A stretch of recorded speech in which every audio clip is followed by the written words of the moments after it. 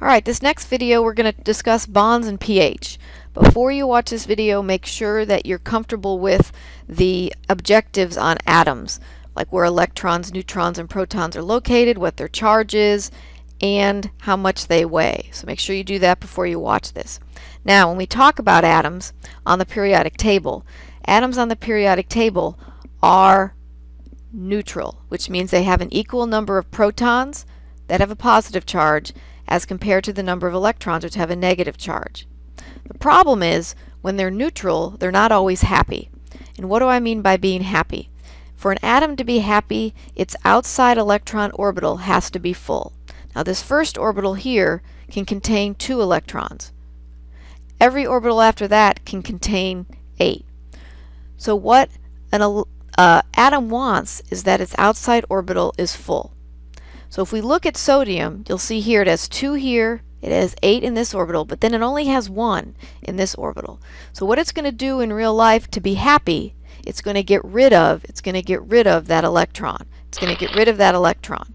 So to be happy, some atoms will gain or lose electrons, and these are called ions. When they gain or lose electrons, they are called ions. Let me switch colors here so it's a little bit easier to see. Now, a typical common term, I should say, for ions is electrolytes. And you hear about electrolytes when you talk about drinks like Gatorade and so on. Electrolytes are going to be really important for the human body, and we'll get into that discussion as we go through the semester. So, sodium, to be happy, is going to get rid of that electron. That's going to give it a charge. So because we lost a negative, it's going to make sodium have a positive charge, because now it has 1 more proton than electron. So this is how you see sodium in the real world, having a positive charge. Now chloride, on the other hand, has this 7 electrons in its outside orbital. So really what it wants to do is it wants to pull 1 more in so it can be happy. Just by chance, it's going to pull in this electron, so it's pulling in a negative charge, so it's going to be a negative ion, and it's going to look like this in the real world. So an ion is something that has gained or lost electrons. Okay, gains or lost electrons. So what's an ionic bond? Well, sodium has a positive charge and chloride has a negative charge, and they get close to each other. They're going to bond, and that's going to be called an ionic bond. So a positive and negative ion is attracted to each other. Now this is not a very strong bond. So you see the bond here, and you've heard of sodium chloride, salt. Okay, there is an ionic bond. This attraction of these 2 atoms to each other is called an ionic bond. Now what I mean by that it's not very strong is that these 2 can break away from each other relatively easily. So I call it the dating bond. When you first start meeting somebody or dating somebody, it's a dating bond. It's a date. One date should not make you permanently connected to a person for the rest of your life. So it's a dating bond, which means if these 2 ions find somebody they're as compatible with or someone they think is cuter, that those 2 ions can go their own way, or that ionic bond can be broken pretty easily. Now in some cases it's easier for atoms to be happy if they share electrons. So if you look at oxygen here, you'll see it has 2 in its first orbital, and then it has 6 in its outside orbital. So what it really wants is to get 2 more, into this outside orbital. So what oxygen's going to do, it's going to share. It's going to share 2 electrons, and that's represented, each of these little lines represents sharing of 1 electron. So how you see oxygen in the real world is in a happy state, where it's sharing 2 electrons. To be happy, you see it is O2. That sharing of electrons is called a covalent bond, and you'll see here H2. Here you have one electron. To be happy, it wants 2, so it's going to share that. And so you'll see it's sharing 1 electron, and that is a covalent bond. Now this type of bond is stronger. I call it the marriage bond. Now it's not that a marriage bond can't be broken. We've all heard of divorce. But what happens is it's harder to break this sharing bond, this covalent bond, than it is an ionic bond. Now not all covalent bonds are the same. If you have 2 atoms that are equal in size and they're sharing electrons, we call it a nonpolar covalent bond. Okay, a nonpolar covalent bond. So this is an example of a nonpolar, which means you have two atoms of equal size. They equally share the two electrons, and that's called a nonpolar covalent bond. Now, what is a polar covalent bond? This is when they share electrons and they don't do it equally. So I'm going to tell you a story that hopefully is going to help with this. All right, let's pretend on the Vincennes campus we have sumo wrestling as a sport. And we also have gymnastics. Okay, we also have gymnastics. So let's say the gymnast really wants to go out with the sumo wrestler. So she invites him on a date and says, would you like to go share a pizza? I want you to think of the gymnast as being one atom and the sumo wrestler as being a second atom. And the pizza is going to be the electrons they share. Now, when they go out and they share a pizza, are they going to share the pizza equally? Your answer should be no. They're not going to share that pizza equally. The sumo wrestler is going to eat a lot more of that pizza, than the gymnast is. So while they're sharing a pizza or sharing an electron, they are not sharing it equally. So come over here and you look at a water molecule. Okay? You have this big old oxygen and you have these two hydrogens. Now are they going to share? They're sharing electrons. There's a covalent bond here and there's a covalent bond here. But are they going to share that electron equally? The answer is no, they're not. The oxygen is going to have that electron more because it is a larger atom than the hydrogen is. So they don't share it equally. So we get a polar covalent bond. Remember, electrons have a negative charge. So because the oxygen will have that electron more because it's larger, it has a slightly negative charge. So we have a covalent bond, but we have the oxygen component that's slightly more negative because it has those electrons more because it's larger. It is the sumo wrestler. So if this side of the molecule has a negative charge, that gives each of the hydrogens a slightly positive charge. So it's polar, which means it has two poles. It has a negative side and a positive side. Now, just not to confuse you later on, this hydrogen is not a hydrogen ion because it is bonded to another atom. It is not a hydrogen ion, but it has a slightly positive charge because the oxygen is taking the electrons more. It's taking more of the negative. That makes each of these hydrogens slightly positive. And again, that's a polar covalent bond. Now, why is this important? This is one of the characteristics that makes water so important for life. When you're looking at a glass of water, there are hydrogen bonds going on between the water molecules because of these polar covalent bonds. So the positive hydrogen is slightly attracted to the negative oxygen. So that is a hydrogen bond. So it's a very weak bond, but it allows water its unique qualities, which makes it essential for life. So if you look at a glass of water, and you could look at it under a very, very high level magnification microscope, you would see this. Each of these representing a hydrogen, and you have these hydrogen bonds that are constantly breaking between the hydrogens and the oxygens. Let's blow this up even more. Okay. So here you have a glass of water. So you have these weak hydrogen bonds constantly being made and broken between the hydrogens and oxygens of the water molecules.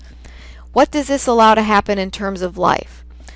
It allows water to move up a high tree. How do you get water to the top of a tree? Well, these hydrogen bonds will suck each other up. They'll be attracted to each other and will bring the water to the top of a tree. If you take a glass of water and you fill it up, you'll notice that you can fill it up slightly above the top, and that's because these hydrogen bonds are holding on to each other and holding that water in the cup. Now, if you put one too many drops in, then the hydrogen bonds, being weak bonds, will break and water will go down the side of the glass. All right, so what happens when something dissolves? We're going to kind of take these bonds and talk about them. We talked about them individually. Now we're going to talk about how they work together to provide the human body with what it needs. So here's a bunch of water. Okay, here's a bunch of water. So what kind of bond exists between these water molecules? What kind of bond exists right here between the water molecules? The kind of bond that exists is a hydrogen bond. Now, let's take an example of salt in your diet. Okay, what you're eating is you're consuming sodium chloride. But what kind of bond exists between the sodium and chloride? It's an ionic bond. Now, what did I tell you about ionic bonds? Are they very strong? No, they're not. So what's going to happen is when you pour salt into water, what's going to happen is, you tell me what's going to happen. What I want you to think about is, what's going to happen to this ionic bond? And what is that going to allow us to produce in the body? What's going to happen is this. The water molecules are constantly moving around. These hydrogen bonds are being made and broken. And what's going to happen is that sodium is going to be attracted to what? Is it going to be attracted to the oxygen, or it's going to be attracted to the hydrogen? And what you're going to see happen is that sodium is going to be attracted to the negative charged oxygen, the slightly negative charged oxygen, and chloride is going to be attracted to the positive hydrogen. Why? Because remember, the sodium has a positive charge and the chloride has a negative charge. So now what we've done is we've actually produced ions for the body. By breaking down this salt, because of these hydrogen bonds between the water, we've now made sodium ion and we've made a chloride ion. And these electrolytes are going to allow us to conduct electricity within our body. Every time you have a thought, your brain conducts electricity, produces electricity. Every time your heart beats, or every time a muscle cell contracts, you're producing electricity. And these organs can do that because of these electrolytes or these ions. So that's why they're so important for the body. And you'll see, I'll give you examples of them as we go through the semester. Okay. So here, then we have ions. We've ended up with ions when something dissolves in water. So that's why water is so crucial to an animal's body, and that we need salt in our diet. We need salt to get ions, and it's the ions that we actually need more than we actually need the salt. We need the salt to be able to dissolve to produce those ions. Okay, acids and bases. Acids and bases will again deal with the same concepts that we've talked about. By definition, an acid are electrolytes that release hydrogen ions in water. So again, here's our water, and here is our acid. Now, why is it an acid? It's going to be an acid because watch what's going to happen. When we put this in water, here's our ionic bond. When we put this in water, what's going to happen is the hydrogen, which has a positive charge, and the chloride, which has a negative charge, we're going to break apart that ionic bond, and here's what we end up with. We end up with hydrogen ions, free-floating hydrogen ions. Now look at the definition of an acid. It's electrolytes that release hydrogen ions into water. So what we've done is we've released these hydrogen ions into the water, and that makes it an acid. Hydrochloric acid. It's an acid because when you put it in water, you're going to end up with a bunch of hydrogen ions. Now, remember, this is a hydrogen ion because it is not bonded to anything else.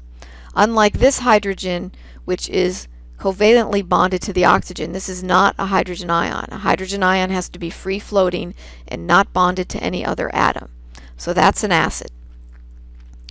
Now, what's a base? A base is an electrolyte that releases hydroxide, or OH, ions into water, and it can also combine with hydrogen ions. So here's what happens. Here's our water. Here's our base. When we put this in water, what's going to happen again is we're going to break this ionic bond. The sodiums, which has a positive charge, is going to be attracted to the oxygen, and we've increased the amount of hydroxyl or hydroxide ions, which has a negative charge. So that's going to make it a base. That's the first part of the definition. The second part of the definition is that this base can combine with a hydrogen ion. So let me give you an example. Here's what can happen. Okay, here's what can happen. You've got this hydrogen ion and you've got this hydroxyl ion that has a positive and a negative charge. Well, what did we talk about happens when a positive and negative charge get close to each other? They're going to bond together. They're going to bond together. Okay. So what's going to happen is this. It's going to be attracted to the hydrogen ion, and what you're going to end up with is you're going to end up with water. You're going to end up with water. And I'll give you a practical example of this when we get into the lecture and we talk about it. It deals with your stomach and your stomach acid and taking things like Tums and Rolaids. Now let's look at the pH scale. Okay, the pH scale. pH is the relative concentration of hydrogen ions in water. So here's water, can break apart, gives you hydroxyl ions, gives you hydrogen ions. The equilibrium of water, hydrogen, and hydroxide ions is basically looking at the pH scale. Okay. When something is acidic, it has a pH. Again, our pH scale, just to review here, goes from, you don't usually see the -1, usually goes from 1 to 14. Okay. Something that has a pH of less than 7 is considered to be acidic, which means it has a high hydrogen concentration and a low hydroxyl concentration. So as a fluid gets a higher, or gets a lower pH, as a fluid gets a lower pH, it becomes more acidic, which means its hydrogen ion concentration goes up and its hydroxyl concentration goes down. Something that is basic has a pH greater than 7, which means as the pH goes up, it becomes more basic, your hydrogen ions go down, your hydroxyl ions go up.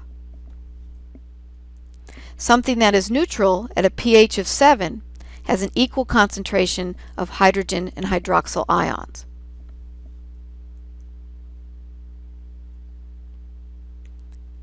Now, the pH of your body has to be maintained at a very small range of homeostasis. So if I draw it up here, remember our homeostasis. Okay, we've got a top and a low, and then we've got a set point. The pH of your blood has to stay between 7.45 and 7.35. That's its range. It's pretty small. If your range doesn't stay there, it can actually lead to major health problems and actually lead to death. So our body has many ways to maintain our blood pH between 7.35 and 7.45. The first way it does it is buffers, and we'll talk about what buffers do later in the semester. But we also have other systems that help maintain pH. It's called redundancy. So there's several ways your body can maintain pH. The fact that we have so many methods to maintain pH should tell you that it's pretty important to maintain our pH between this range that we mentioned. The other systems that deal with pH are the respiratory system and your urinary system, and we'll get into those at the end of the semester. So here's your pH scale. Example, here's distilled water. Very few things have a pH of 7 except distilled water. Here it shows the human blood, and again I showed you between 7.35 and 7.45 is normal. Your set point is 7.4. And notice when you get up here, your pH becomes very acidic. Your stomach's acidity, it's very acidic. Okay, it's very acidic. Let me get rid of that, sorry. It's very acidic, as a pH of 2. Now your stomach is designed to handle a pH that is that low. Now you go to the other side, and you see the very basic, like household bleach and oven cleaner. Right? So being too acidic or too basic can actually be bad for the body. What I want you to notice here, and we'll talk about it in lecture, is that things like milk of magnesia have a basic pH. I want you to think about what you take those for. Tums and Rolaids also have pHs that are more basic. Alright, so again here it just reviews the normal range of your pH is 7.35 to 7.45. To maintain that, we use a negative feedback mechanism. And again, any deviation from this normal range going above or below it can be very dangerous. And we'll talk about those mechanisms later in class.